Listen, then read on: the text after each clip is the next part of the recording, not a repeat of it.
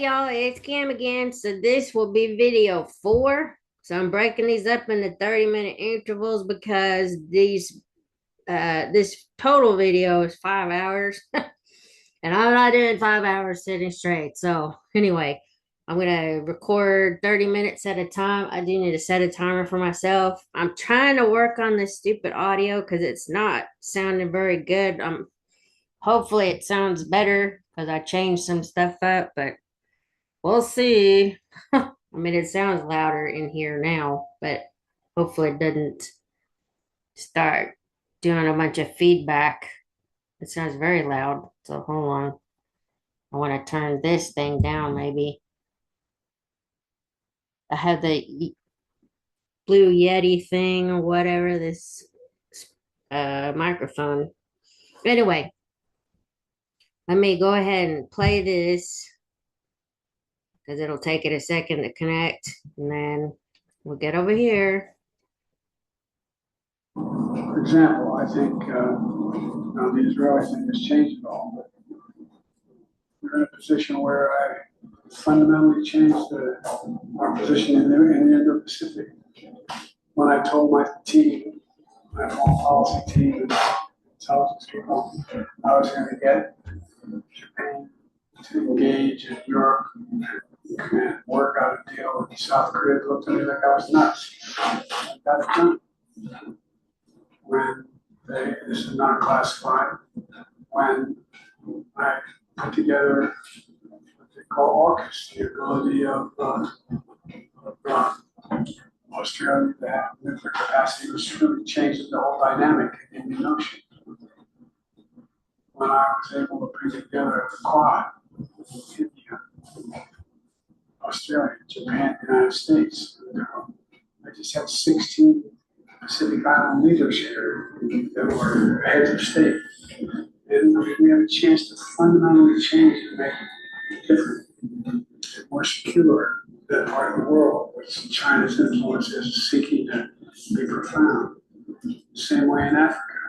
We have a billion people in Africa, and guess what? We're going to go first transcontinental railroad across that country. We're going to make sure Angola has the most significant influx of capital to build the solar facility that's larger than any place in the world. Mr. President, I'm so sorry to interrupt you. I just want to make sure I have a fair amount of material. I'm going to stop. I just want to give you an overall. That's the kind of stuff that I was thinking about, I would still be a part of in the international community and the U.S. interest. And that's why Penn, Delaware, those things matter. Understood. And let me ask this question in a slightly different way. When you were deciding to move into Chambers Road, the home there, I suppose at one end of the spectrum you could say, I'm going to furnish this place very, very sparsely. I'm not going to bring much there because I can be there. The other end, you could say, I want to bring pretty much everything I own because this is going to be my primary residence. Where along the spectrum was Chambers Road in your mind in terms of how much stuff you decided to bring there? And that's furniture, that's papers, that's personal effects, things like that. I decided it had to look good because I was bringing people there that were heads of state, that were national security advisors, that were famous people. I'm trying to get engaged in the Senate. Or members of the House and Senate, that kind of thing. And so made sure that it was furnished. It was already had furniture, but I switched off some of the furniture and brought in that furniture. Matter of fact, it's still, there's no place to put it. It's up in the third floor of the White House in the solarium. There's a couple other couches, paintings, that kind of thing. And so that's what I brought along. And it wasn't much. I mean, it was, anyway, the place was already nice. And I didn't have to do all the bedrooms upstairs. I didn't need them all. So some were just had a bed in them. That was it. Understood. I think before we took the break, if I remember correctly, you had mentioned some specific pieces of furniture. And so I wanted to. Specifically, I'm sorry, what? Specific pieces of furniture. Thank you. Please correct me if I'm misremembering what you told us, but I think you mentioned a couple of file cabinets that I think you said you purchased in order to place them into the Chambers Road residence. Did I hear you correctly or No, purchased, that I purchased, I don't remember having any brought in the chair. I may have, but actually, I'm not sure. Something like,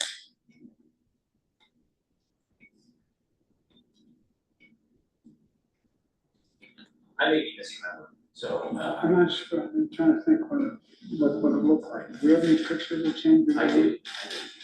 I'll tell you, I don't notice. Should be in the binder in front of you.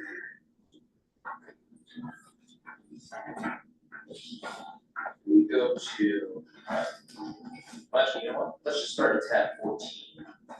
And there's photos here of part of the Chambers Road residence.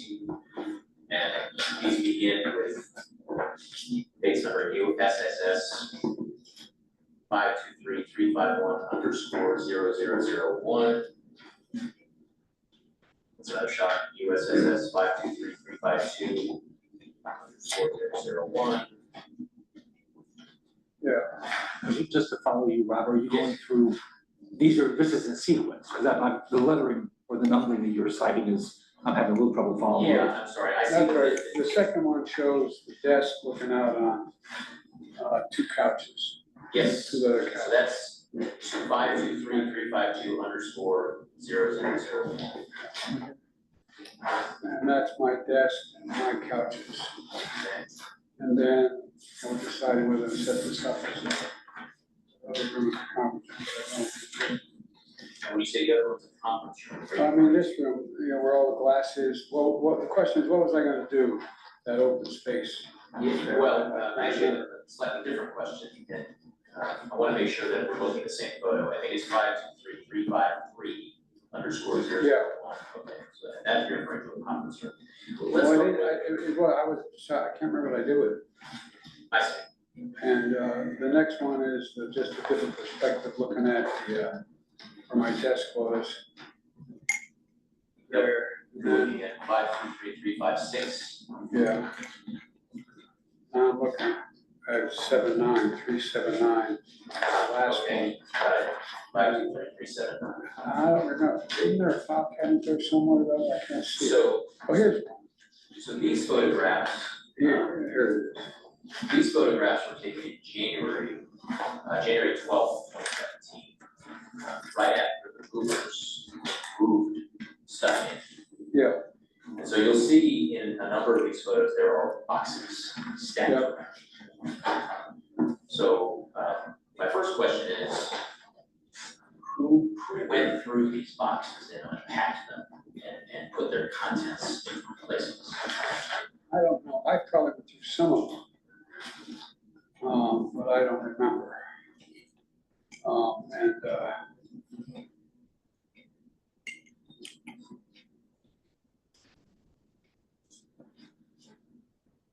Because a lot of them had pictures, photographs, see them on the wall there. And then a lot of books in those boxes too, I think. And when I think you said you probably unpacked some of these boxes. What would have been in the boxes that you probably unpacked? The books, probably. Books. I don't know. I don't know, but I'm guessing I'd unpack the books because there's someplace to put them.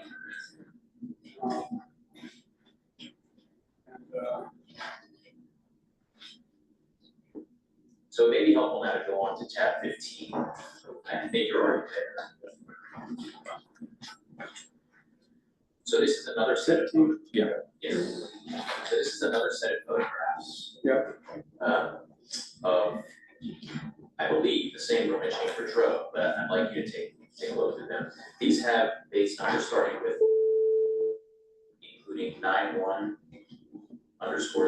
001. Yeah. 63. Vanity Fair underscore 001. Yeah. So is this that same office on that Yeah, same one. ground floor? Yeah, same place. So, I'm sorry, the basement rather, the lowest level. This is the lowest level Lowest. at the Cambridge Road. Okay, so in these shots, it looks like we can see the desk. I think you were talking about this desk before. Yeah, But where did this desk come from? I own the desk. Okay, I had it in, I think I had it at the Naval Observatory. Okay, is this the desk that you used for the time you were senator, or no, this is a No, different desk? This is the desk I think I bought it from. I can't remember. I had it a long time. Okay. I still have it upstairs. And here we can see a file cabinet. Yeah, We could not see the file cabinet. and I think that file cabinet is the one that ends up back in the corner at, the lake. I see. It's the same cabinet. I believe so. Okay. I'd have to measure the same, I think so. It has two file cabinets. And so in these photos, when the file cabinet was here at Chambers Road, what kinds of things were in it? Everything, I believe, everything from, empty files to, I mean, I just had files, like I needed a file to, I don't know what else was in there. I don't know. I don't remember. Did anyone else keep files in that file cabinet when it was at Chambers Road? Or were they? No, they were all my files, or at least under my control. Somebody may have maybe had a file for me, but I don't think. It wasn't like somebody filed their papers in my file cabinet. And the reason I ask is because, other people, at least one other person lived there, Dr. Biden lived there. Did she, for example, put things in that She cabinet? wanted nothing to do with my files. You think I'm kidding, guys? We believe you. Not even close. Okay, all right, that's helpful. How often, when you were living in Chambers Road, how often do you recall being in and out of the file cabinet? I don't think very often. Most of the stuff was static. But what I did do, I'd have meetings here. I'd have staff meetings here. I would have, anyway, political meetings relative to, and I went down, I remember buying this conference table. I believe it was one I bought in Wilmington. So when I had a meeting, I could actually assemble people around the table. So. So you just told us where you bought the conference table. Do you remember where did the file cabinet come from? I don't know. Okay. Rob, just so the record is clear, Yes. when he was talking about the conference table, he Yes. had moved on to tab 16, the first picture behind tab 16. Understood, and that's got base LW and H52. So, with respect to the file cabinet when it was at Chambers Road, you mentioned having meetings in this space. Was the file cabinet one where you were in and out of it in relation to those meetings? No, I would never be in that, no matter where I was, coming in and out of file cabinet meetings. I didn't know ahead of time what I wanted to talk about. And usually it was just notepads I'd have to talk about what I wanted to resolve. So when you were living in Chambers Road and there were documents relating to things that you were talking with your staff, Where were Well, those? there weren't many documents that I'd be talking to staff about. What I'd be talking about is, like, here, at Chambers Road in Penn, how do we get, Senator Smith out to change his position on such and such an issue? Um, but it was, anyway, you take a look at all the cartoons we have on the wall, that kind of thing. It was also to make it look like a home, you know, and a study that we spend the time. So during this time, we were living in Chambers Road, and there were documents related to the Penn Biden Center or the Biden Institute shot, or your book. Where did you keep papers that related to those things that you were actively working on? Well, I don't know. This is what, 2017, 18, that area? Yes, sir. Remember, in this time frame, my son is either been deployed or is dying. And so it was, and by the way, there were still a lot of people at the time when I got out of the Senate that were encouraging me to run in this period, except the president. They're not mean things. I mean, he just thought that she had a better shot of winning president than I did. And so I had at this point, even though I'm in Penn, I hadn't walked away from the idea that I might run for office again. If I ran again, I'd be running for president.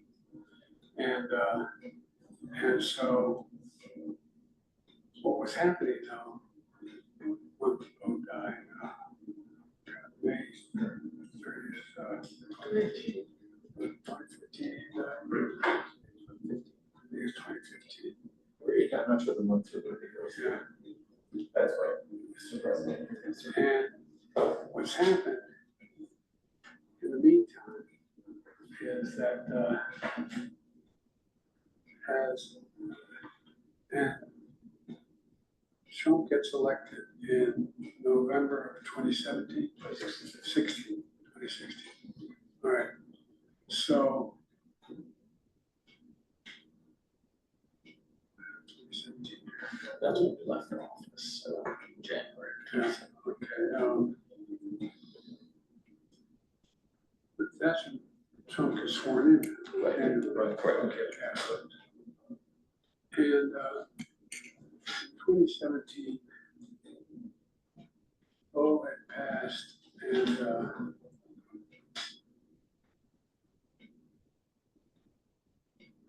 this is personal. I just said 2015. Genesis, the book, and the title "Promise Me, Dad" was I know they're all close to their sons and daughters, but Bo was like my right arm, and that was my left.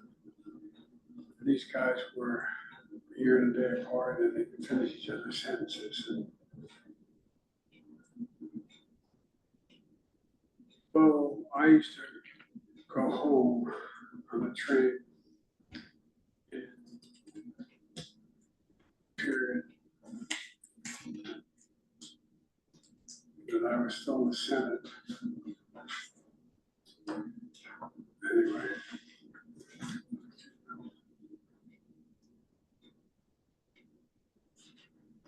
There was pressure, not pressure. Bo knew how much I adored him.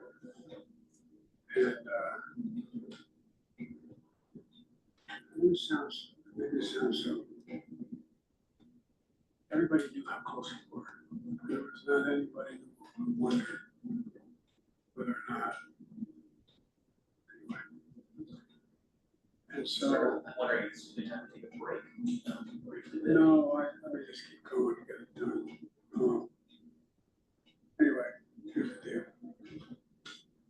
Bo, I used to go home when Bo was had from Penn. I used to go home on the train on Fridays, and always Jill and I would go as the crow flies. Bo and his family lived a mile from over here in Delaware, and so I go home and we'd have dinner together on Friday nights when I get home. And my mom, she had died. Anyway, she had been living with us. And one night we're having dinner. Jill came at a different train. She was a little bit later. We had the dinner. Jill said, "I'm going to go home and change," which is a model. And she left. And Bo said, "Dad, do you have a minute?" I said, "Sure." And he asked his wife to take his children upstairs and so he could talk with them at the table. And looked at me and said, "Dad, I know how much you love me." But he said, "Dad, and I know your tendency is when something happens, you're just going to want to quit. You're not going to want to be in the public eye anymore." And he said, I said, "No, I'll be fine." He said, "Dad, look at me, Dad. And we have a thing in our family. I don't know where it came from. But I want someone to say, look at me. Look at me." And I said, "I'm looking at you, pal." He said, "Promise me, Dad. Give me your words of Biden, Dad. Give me your word. You'll not drop out." I said, "Oh," I said, "Promise me, Dad. God damn it, promise me, Dad. You have to stay engaged. You have to stay engaged. Promise me." That's where the title of the book came from. And so at this period of time, I'm trying to figure whether or not, when he passes, what am I going to do other than what I'm already doing? Am I going to run for presidency? And in the meantime, then I pretty well decided I couldn't handle it. I'd stay involved. I'd keep the promise. I'd be involved with periphery politics. And then, I forget the date, that's when Charlottesville happened. Those folks came out of the woods literally out of the fields carrying torches and Nazi swastikas and singing. Oh, hold on. What? Hold on. Of the Klan. And a young woman got killed. And I spoke to her mom. And that's when I decided that I've got to run, got to be involved. Because I thought presumptuously that I was the antithesis of everything else that this guy stood for, and I could beat it. But then I got really worried what would happen to the kids, how terrible they'd be with my children. And in the meantime, I got a call from my oldest granddaughter, Naomi, who was their senior year at Columbia Law School. And we have a tradition in our family, the child can ask for a family meeting. Let's take it seriously. I can only think of 10 occasions this happened since I was a kid. But you come and you take it seriously. And so that was a Thursday, and on Saturday we had a family meeting. And so I had my aunt's 3 daughters and Bo's 2 kids. And we had a meeting in that library or something. And they said, "Pop, you gotta run. Daddy wants you on, Mom wants you on," etc. The real kicker was, I said, "What's going to be me? I don't know, girls." And my youngest son is now a senior in high school, grandson. know it's gonna be me. He opens up his cell phone. There's a picture of me walking out of Bo's funeral. My hand on the casket looks like a military funeral, very formal. I have my hand around my son, grandson. I used to always hold Bo with his little white hold by the chin, you know, and walk. I was holding the same way. And he said, Papa, we know it's going to be me. And he shows me, he said, no, Papa, it says. And I had my hand, you can see it was a military funeral. My arm around my grandson. And the bottom line was, by the molest another child. So, Papa, you gotta run. Dad wants you to run. That's when I decided to run. So that's when things began to alter in terms of my, well, I still had provided a vehicle for that as well because I was a public figure, invited other world leaders around. But that's when everything kind of changed in terms of what I was going to do with my life. I thought you didn't need to know that, but maybe you know, ask questions, what am I going to do the rest of my life? That's when I decided to run. Understood. No problem. Yes, sir. I think it now might be useful to take a look at the next couple tabs of photos of the Chambers Road residents. Which tab? I'm sorry, 16 and then 17. And let me give some context to these photos. So the photos in tab 16, they are dates LW 52, 53, 54, 55, and 56. These were taken in July of 2019. Yep. Before, I think soon before the move out of Chambers Road. So we fast forwarded some into the summer of 2019. And then for comparison, the photos behind tab 17, these are taken the following month. After, yes sir, in August of 2019, after some things were moved out of these rooms in Chambers. And just for the record, the photos behind tab 17 are based 117, 119, 122, 123, 124. So if you kind of flip through those photos behind tab 16 and 17, you'll see that there are some things were moved out. Yep. In July 2019. And so the things that were moved out were that filing cabinet that we were talking about a few minutes ago. Some prints and photographs that were on the wall and a printer. So with that context, let me back up a little bit, just ask. In July of 2019, when things were being moved out of Chambers Road, how involved were you with that? What did you know? What got moved out? What the furniture? I was very involved. Very involved. Okay. In terms of what was moved out, the Yes, reason being, I thought it was important to set up Lake House in the final form, what it would look like, and make sure that we had the equipment down because downstairs as well. If we're going in now, when did I announce for president? May May 2019. 2019. So several months before the move out. Yeah, and the reason was, remember, the pandemic started kicking in. And so I noticed, and I don't blame them, the quick criticism, why did you go back in this tunnel and campaign from in this basement again?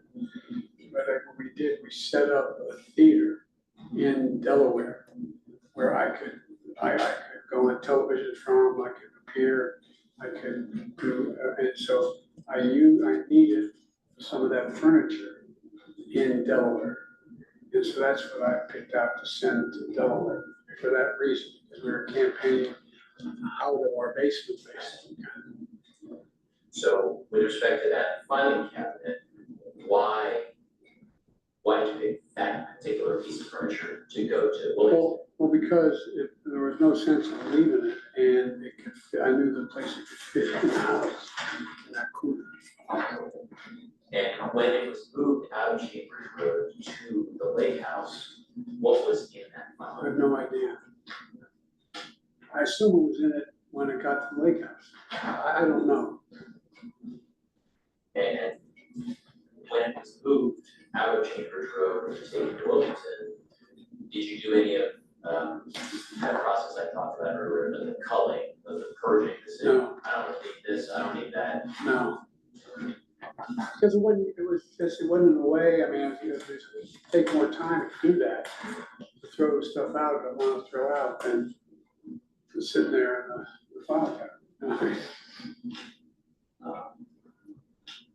Do you know if the contents were removed from the file cabinet? In other words, was it empty to make it lighter to move, or I was have it no idea. full? Okay. I guess it's probably lock the cabinet and put it in the truck. I don't know though, I don't know. Okay, let's stop it here. We're gonna say President Biden, I guess, he probably locked the account and put it in the truck. So anyway, no, actually, we'll start right here. He just finished that part. So, Mr. Hur, this is page 92 of this section. But anyway, I will get back to it probably tomorrow because these are taking so long and I've got other things I need to do this afternoon. So anyway, I'll talk to y'all later. Have a great afternoon. Bye.